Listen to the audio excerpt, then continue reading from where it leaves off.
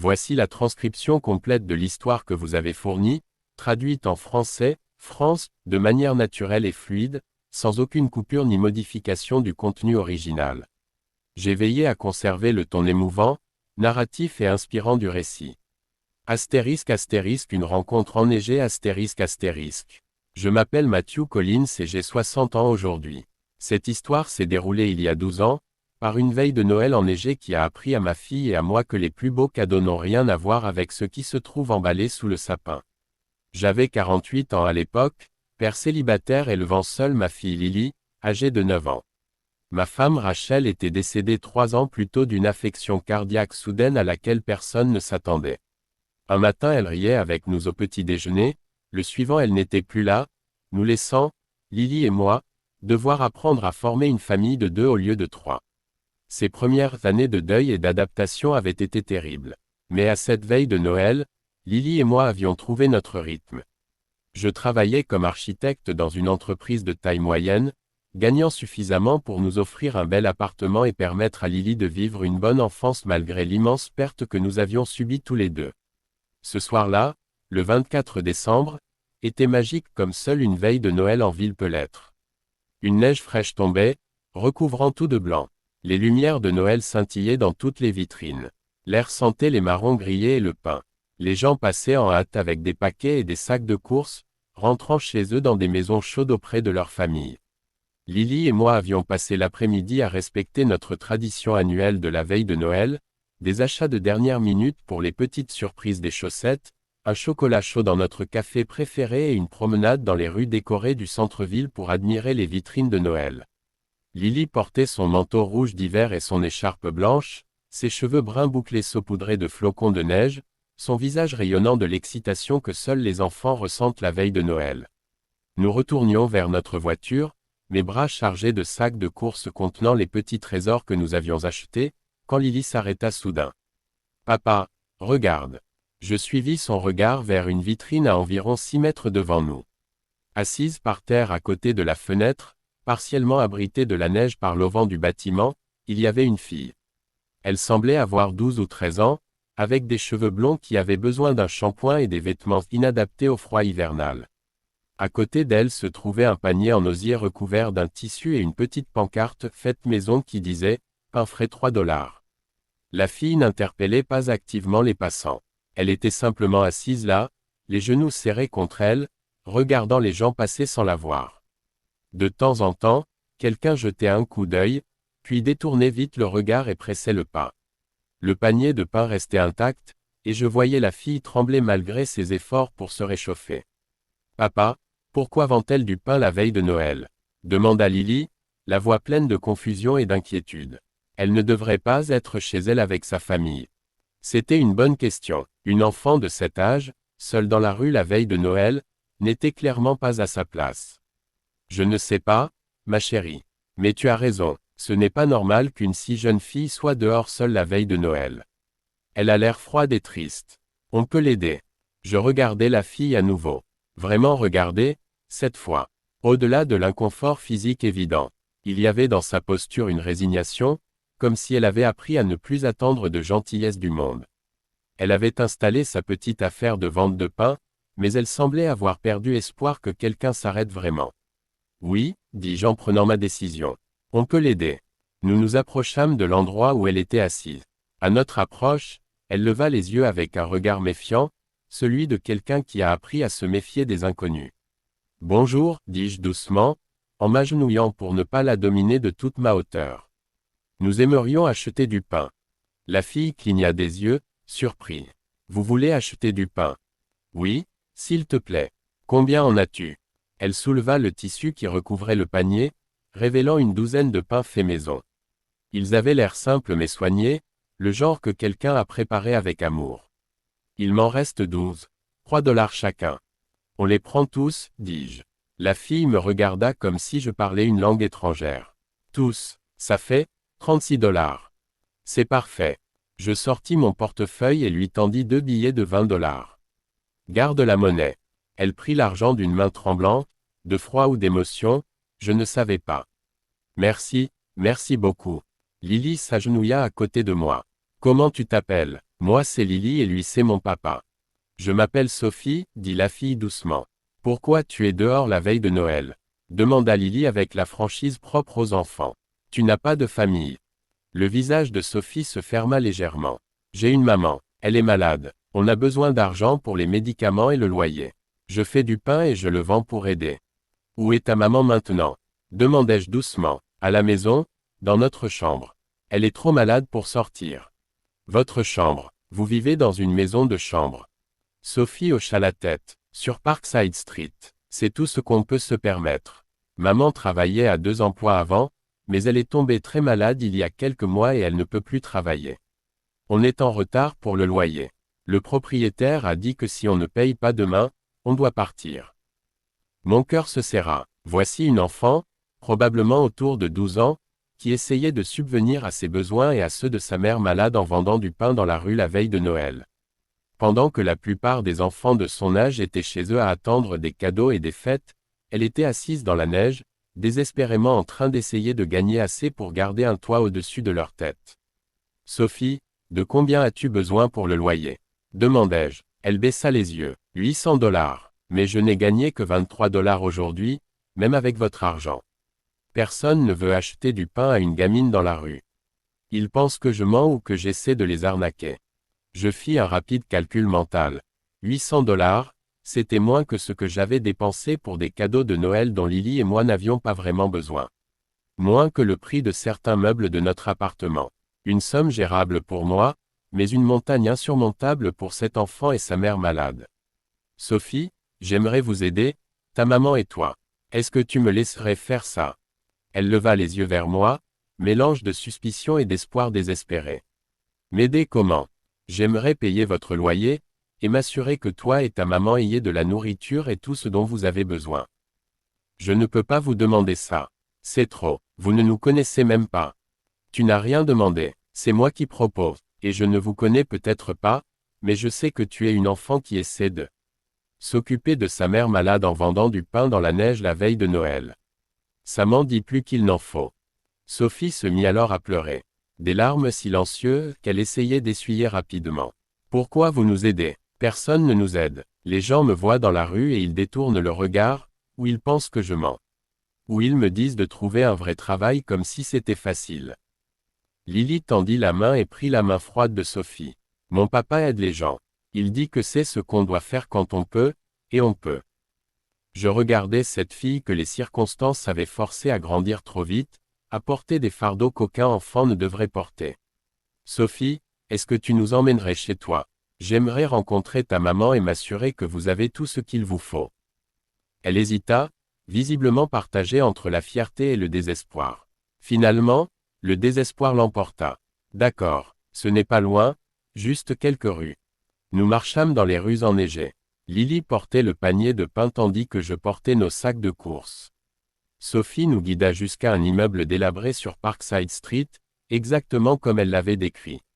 La maison de chambre avait connu des jours meilleurs, avec sa peinture écaillée et ses fenêtres fissurées, mais c'était un abri, ce qui valait mieux que rien.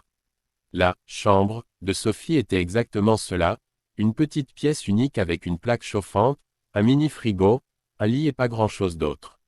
Sa mère, qui s'appelait Grace, était allongée sur le lit sous plusieurs couvertures fines, manifestement malade. Elle semblait avoir une trentaine d'années, mais usée par les épreuves et la maladie. Quand nous entrâmes, Grace essaya de se redresser, la larme sur le visage. Sophie, qui sont ces gens? C'est bon, maman, ils nous aident. Cet homme a acheté tout mon pain et veut nous aider avec le loyer. Les yeux de Grace se remplirent de larmes. Je ne comprends pas. Pourquoi feriez-vous ça? Parce que ta fille est une jeune femme remarquable qui ne devrait pas avoir à vous entretenir toutes les deux en vendant du pain dans la neige, dis-je doucement. Et parce que c'est la veille de Noël, et personne ne devrait faire face à une expulsion la veille de Noël. Au cours de l'heure suivante, j'appris leur histoire. Grace était une mère célibataire qui travaillait comme femme de ménage et employée de nuit dans une épicerie pour subvenir aux besoins de Sophie. Puis elle avait développé une grave maladie auto-immune qui la laissait souvent clouée au lit et incapable de travailler. Elles avaient épuisé leurs petites économies en frais médicaux. Grace avait fait une demande d'aide au handicap, Mais la bureaucratie avançait lentement et elle était tombée dans les mailles du filet. Sophie avait commencé à faire du pain en utilisant les recettes que sa grand-mère lui avait apprises avant de mourir, et à le vendre dans la rue pour essayer de les maintenir à flot. Mais les ventes de pain couvraient rarement leurs besoins de bas, et elles étaient constamment en retard, constamment en lutte, constamment à un revers de l'homélessness. J'essaie d'apprendre à Sophie, dit Grace en pleurant doucement. J'essaie de m'assurer qu'elle fait ses devoirs. Mais parfois elle manque l'école pour s'occuper de moi ou pour vendre du pain. Je la laisse tomber en tant que mère. Tu ne la laisses pas tomber, dis-je fermement. Tu fais tout ce que tu peux dans des circonstances impossibles, mais tu as besoin d'aide, et il n'y a aucune honte à l'accepter. Ce soir-là, je passais plusieurs coups de fil depuis cette pièce froide. J'appelais le propriétaire et payais leur loyer en retard, plus 3 mois d'avance. J'appelais un médecin que je connaissais et pris rendez-vous pour Grace le lendemain de Noël. J'appelais une organisation d'aide sociale à laquelle j'avais déjà fait des dons et organisé pour qu'ils aident Grace à naviguer dans le processus d'aide au handicap et à accéder à d'autres ressources.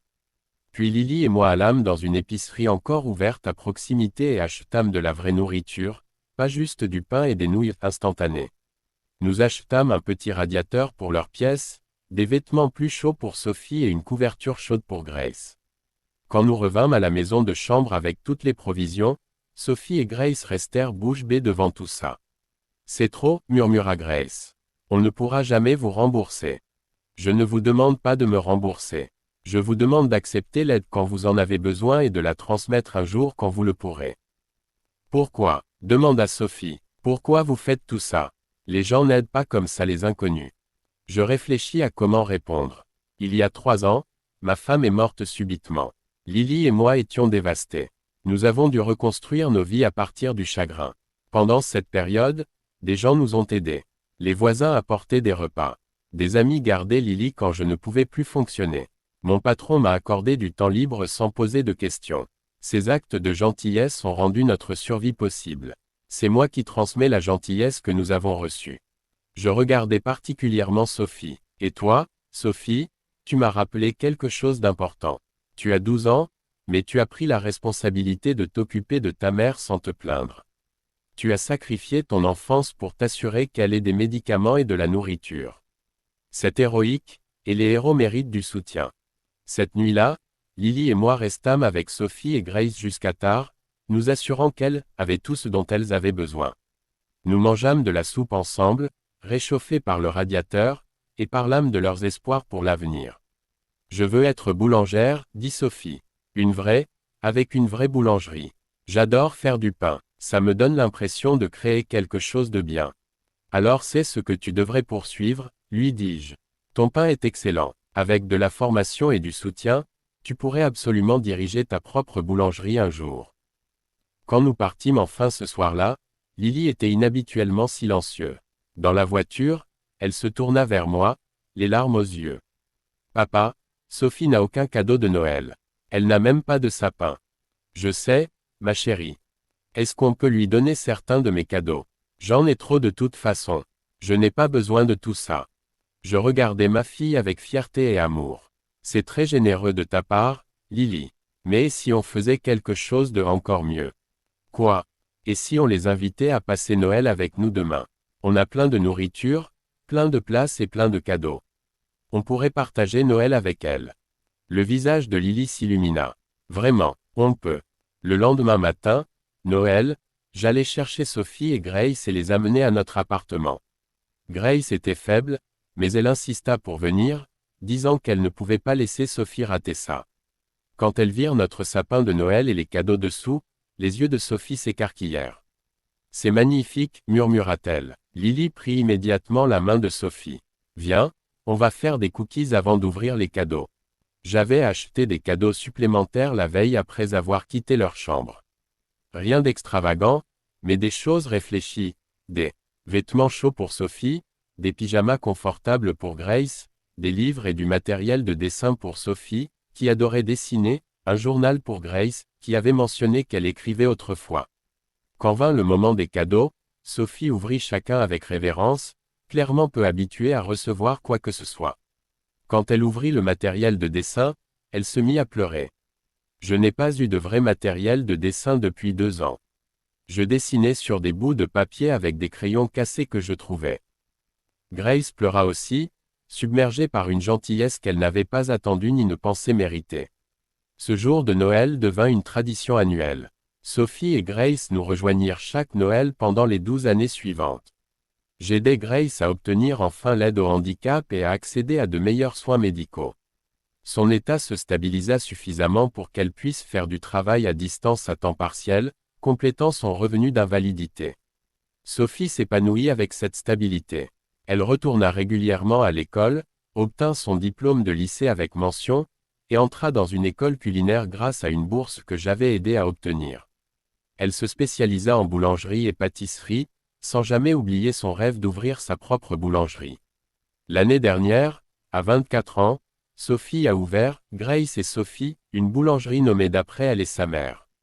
C'est une petite entreprise florissante qui emploie plusieurs jeunes, issus de milieux difficiles, leur offrant des opportunités dont Sophie se souvient avoir manqué. Elle y fait toujours ce même pain simple qu'elle vendait dans la rue cette veille de Noël il y a 12 ans, c'est un article phare de sa carte, appelé « Pain de la veille de Noël », et tous les bénéfices de sa vente vont à des organisations locales soutenant les familles sans abri et les mères célibataires. Lily a maintenant 21 ans et est à l'université, étudiant le travail social parce que, comme elle le dit, cette veille de Noël enneigée a changé sa compréhension du privilège et de la responsabilité. Elle fait du bénévolat à la boulangerie de Sophie le week-end et a lancé un programme reliant des étudiants en cuisine à des familles ayant besoin d'aide alimentaire. La santé de Grace s'est stabilisée, bien qu'elle ne soit jamais complètement guérie. Elle travaille à mi-temps à la boulangerie de Sophie, gérant la comptabilité et accueillant les clients. Elle raconte à tous ceux qui veulent entendre l'histoire de l'homme et de la petite fille qui les ont sauvés la veille de Noël, qui ont vu sa fille non pas comme une gamine des rues à ignorer, mais comme une personne digne d'aide. On était invisible, m'a-t-elle dit récemment. Les gens passaient devant Sophie cette nuit-là comme si elle n'existait pas. Mais toi et Lily vous êtes arrêtés. Vous l'avez vue, et ça a tout changé. Elle a raison, nous avons vu Sophie. Ou plutôt, Lily l'a vue la première et a posé la question qui a changé plusieurs vies. Papa, pourquoi elle vend du pain la veille de Noël? Cette simple question, posée avec la préoccupation et la compassion d'un enfant, a conduit à tout ce qui a suivi. Ça m'a rappelé que remarquer compte, que poser des questions compte, que se soucier des inconnus compte. Je me demande souvent ce qui serait arrivé si nous étions passés sans nous arrêter.